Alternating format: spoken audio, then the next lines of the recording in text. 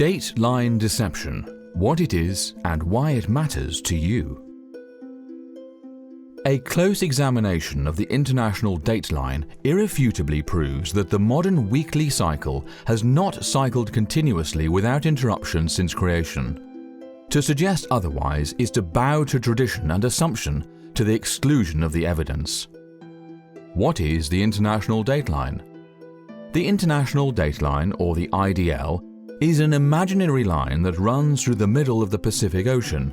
It was officially established in 1884 at the International Meridian Conference in Washington, D.C. for the sole purpose of differentiating between days on the Gregorian calendar. The international dateline functions as a line of demarcation separating two consecutive calendar dates. When you cross the dateline, you become a time traveler of sorts. Cross to the west and it's 1 day later. Cross back and you've gone back in time. For the most part, the dateline follows the 180-degree meridian, which is opposite the Greenwich Meridian or Prime Meridian in London, England. The dateline is far from being straight though, as there are several contrived deviations to accommodate the political and economic affiliations of nearby islands and countries. The location selected for the international dateline is completely arbitrary. Its location is a matter of convenience and has no ties whatsoever to anything in nature. 180 degrees was chosen because it runs mostly through open ocean in the central Pacific, zigging and zagging to keep nearby nations on their own day and date. So the choice of 180 degrees was arbitrary, but it established the IDL in use today. The international dateline could have been anywhere, but it is most convenient to be 180 degrees away from the defining meridian that goes through Greenwich, England. It also is fortunate that this area is covered mainly by empty ocean. However, there have always been zigs and zags in it to allow for local circumstances. International dateline summary. It is imaginary. It was contrived by a committee of men in Washington, D.C. in 1884. The location of the IDL is arbitrary and has no link to anything in nature. Because the IDL is arbitrary, it is movable. It has been moved several times for political and/or economic convenience. We'll touch more on this later. What is the lunisolar dateline? The lunisolar dateline is the line of demarcation established on Earth by the light of dawn the second after the Sun and Moon are in conjunction. This phenomenon takes place at the beginning of each lunar cycle and is very predictable. Unlike the man-made dateline, the lunisolar dateline is not arbitrary. Rather, it is based upon the motions of the heavenly bodies, just as Yahweh intended. And Elohim said, "Let there be lights in the firmament of the heaven to divide the day from the night, and let them be for signs, and for seasons or worship times, and for days and years." Genesis 1:14. Notice that Genesis does not say, "And Elohim said, let a committee of men about 6,000 years from now create an imaginary line at their discretion to divide the day from the night, and let it be for signs and for seasons or worship times, and for days and years." What makes the lunisolar dateline so remarkable is that it allows us to differentiate between calendar days without man's inventions, namely the international dateline. When reckoning New Moon Day as commencing at dawn after the lunisolar conjunction, the entire world is united in the observation of not only the feasts and Sabbaths, but every day. That is to say that everyone on Earth begins their day within the same 24-hour period. Let's explore the inner workings of the lunisolar dateline. The first dawn after the lunisolar conjunction marks the beginning of the dateline. Dawn then moves forward from that point, bringing with it New Moon Day to the world. Subsequently, 6 workdays follow, and then the 7th-day Sabbath or lunar Sabbath. Although Yahweh's dateline, which could also be called his dawn line, changes geographically from one lunation to the next, commencing New Moon Day at dawn after the conjunction ensures that everyone on Earth begins their day within the same 24-hour period. Consequently, there is no need whatsoever for man's counterfeit dateline. Had the Father's feast days never been forgotten and his calendar never forsaken, there would have been no reason to conjure up the man-made IDL. How does the international dateline compare with the lunisolar dateline? So let's compare the IDL with the lunisolar dateline with a quick question and answer session, shall we? OK. Is the International Dateline based on observational phenomena? No, the IDL is 100% imaginary and arbitrary. Is the lunisolar dateline based on observable phenomena? Yes, it is based on the motions of the heavenly bodies in accordance with Genesis 1:14. If you were in the right place at the right time and the sun and moon were perfectly aligned, there would be a solar eclipse every new moon. Can the International Dateline be moved by man? Yes. Men have moved the IDL several times for political and/or economic convenience. Can the lunisolar dateline be moved by man? No, because the lunisolar dateline is determined by the heavenly bodies, it's out of man's reach. The lunisolar dateline is under the direct supervision of Father Yahweh, who by wisdom founded the earth and by understanding established the heavens. Proverbs chapter 3, verse 19. Who created the International Dateline? The IDL was contrived by a committee of men in Washington, D.C. Who created the lunisolar dateline? The lunisolar dateline was established by Yahweh. It is determined at the beginning of each lunation by the motions of the heavenly bodies, in accordance with Genesis chapter 1, verse 14. When was the International Dateline established? The IDL was established in 1884. When was the lunisolar dateline established? The lunisolar dateline was established at creation with the ordination of the sun and moon. Which dateline do you suppose heaven endorses? Let's look at 6 ways the IDL cannot be heaven's dateline. 1. Waking up. Many today are waking up to the half-truths and outright lies being promulgated within the institutionalized church and are returning to covenant Torah. They are being enlightened to the perpetual nature of Yahweh's feast days and are zealously promoting a return to set-apart living and observance of all that Yahweh has commanded.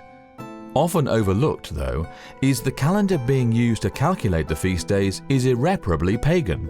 Not only that, but it is inexorably dependent upon the International Dateline. This is a huge problem for those who profess to adhere to Scripture alone. To zealously proclaim sola scriptura while making Yahweh's feast days subservient to the man-made International Dateline is utterly inconsistent. Pause for a minute and think about this, will you?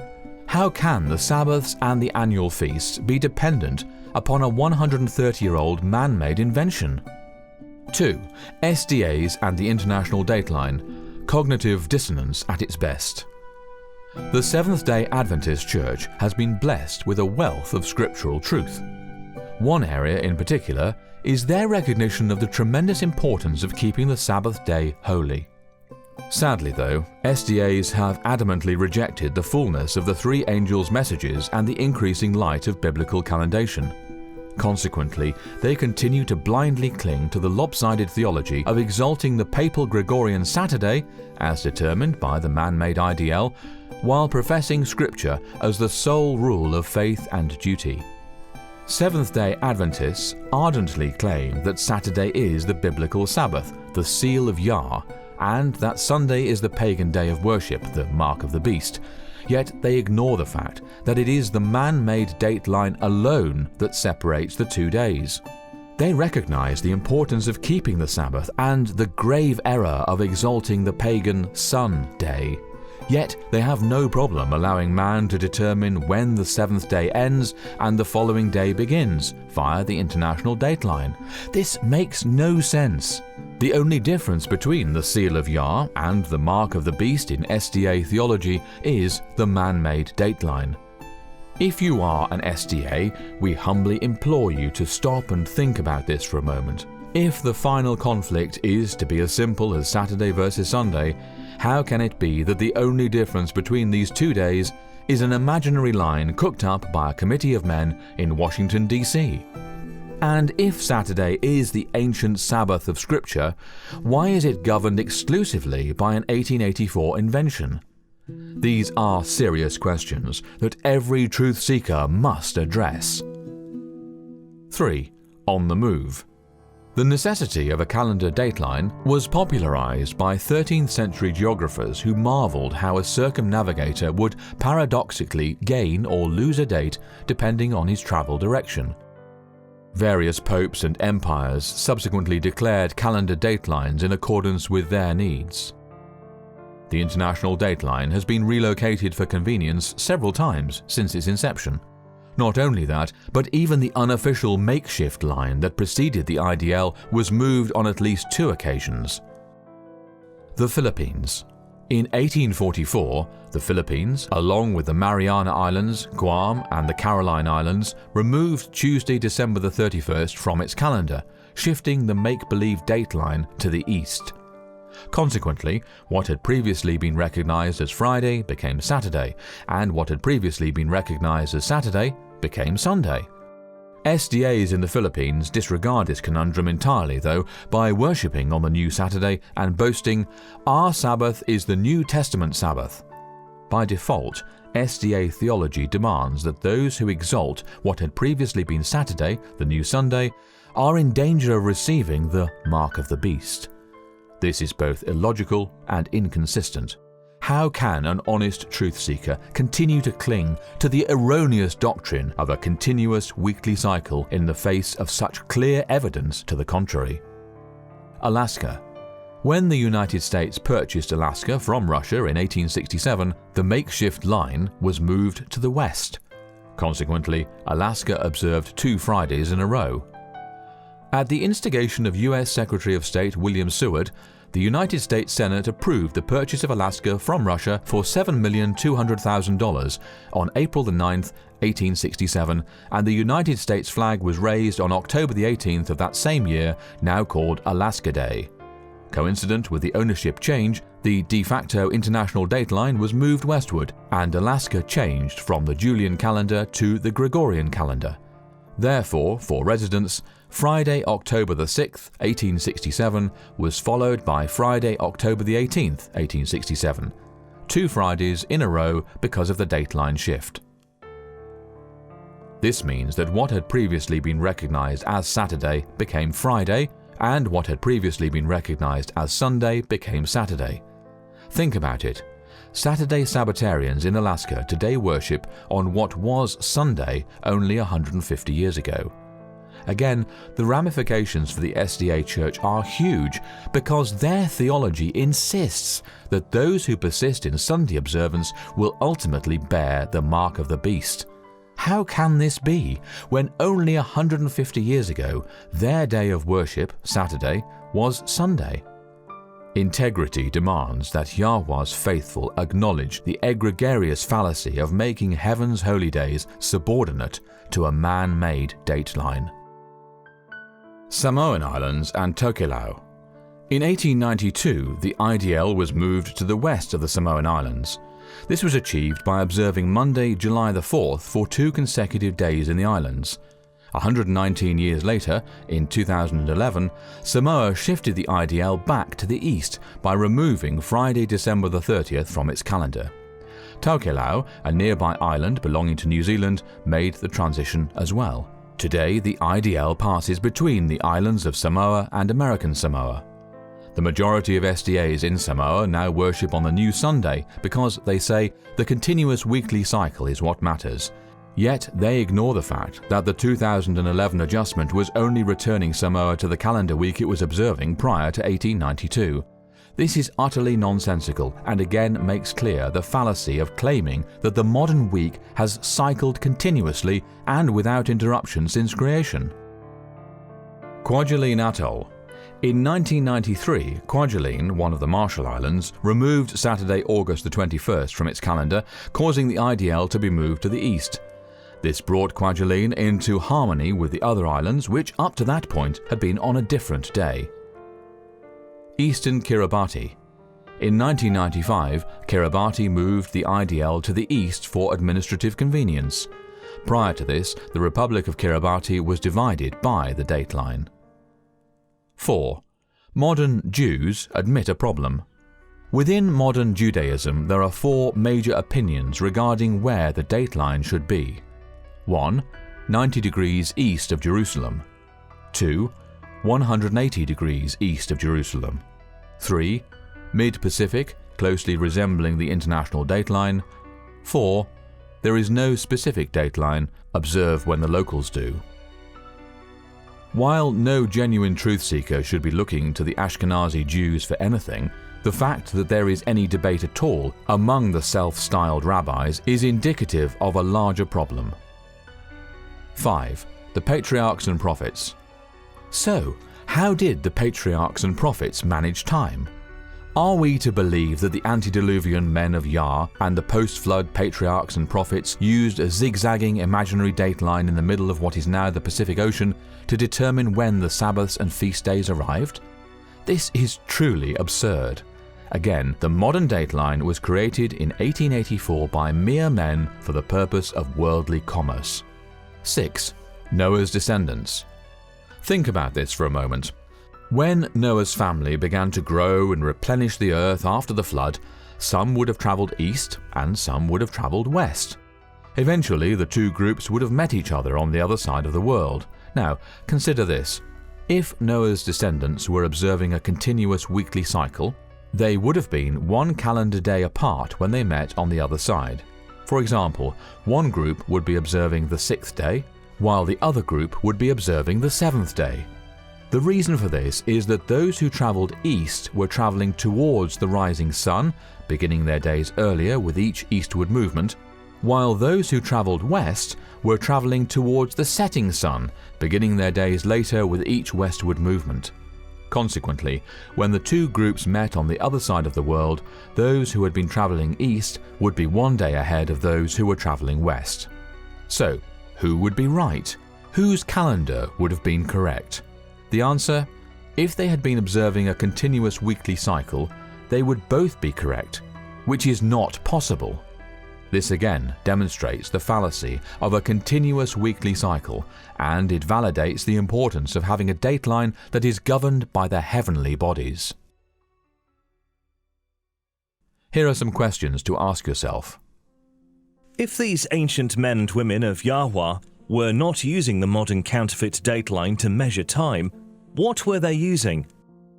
And Elohim said, "Let there be lights in the firmament of the heaven to divide the day from the night, and let them be for signs and for seasons or worship times, and for days and years." Genesis 1:14. They were using the lunisolar dateline, which is established each lunation by the lights in the firmament of heaven. If erring men had not abandoned heaven's calendar and neglected Yahweh's feast days, the counterfeit dateline would never have been necessary. The man-made IDL is the result of open rebellion against heaven. Challenge for all Saturday Sabbatarians, teachers and pastors included. How can you consistently observe a Saturday Sabbath without using the man-made international dateline? You cannot. It is irrefutably impossible to use the Roman Papal Gregorian calendar without also using the man-made dateline, for it is this very line that tells you when to transition from one day to the next. It is this very line that tells you which days to reckon as holy and which days to reckon as common. This, perhaps, makes no difference to the institutionalized Sunday-keeping churches that teach lawlessness, but to those who are zealous for the things of Yahweh and who recognize the eternal value of His Sabbaths and feast days, this makes all the difference in the world. If we are to serve the Father without compromise, we must allow His word alone to distinguish for us that which is holy from that which is common. Which is to say, we must use heaven's calendar and heaven's dateline to determine when the Sabbaths and feast days arrive, not man's counterfeit dateline that's only been zigzagging its way through the Pacific Ocean for the last 130 years. Now, we have a challenge for you.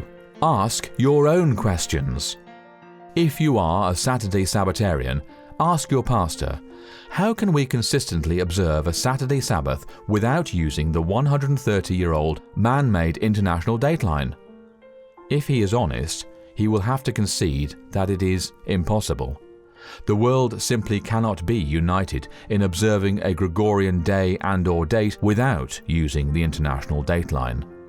The question that logically follows then is, how can Saturday be heaven's ordained seventh-day Sabbath? There is simply no way around it. If the day matters, then the method used to calculate the day matters too. You cannot have it both ways. You cannot say that the seventh-day Sabbath is of the utmost importance to our Father in heaven, while also saying it is acceptable to let worldly men determine when the seventh-day Sabbath begins and ends via the International Dateline. Embrace truth. Now that your eyes have been opened to the deceit of the modern calendar, what will you do?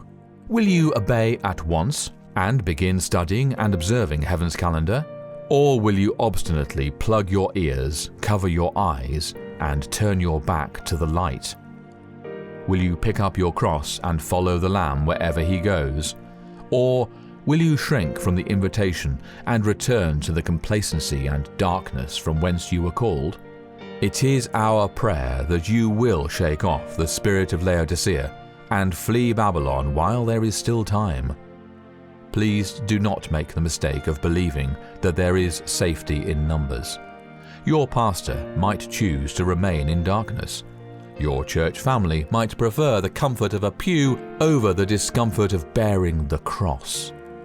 Everyone you know might reject the latter rain and the increasing light of the Father's calendar. This, however, does not excuse you from your responsibility to embrace the truth. Yahweh has made it known to you. Incomprehensible blessings await those who trust and obey. But the path of the just is as the shining light that shineth more and more unto the perfect day. Proverbs chapter 4 verse 18. For more on this and other exciting end-time topics, please visit worldslastchance.com.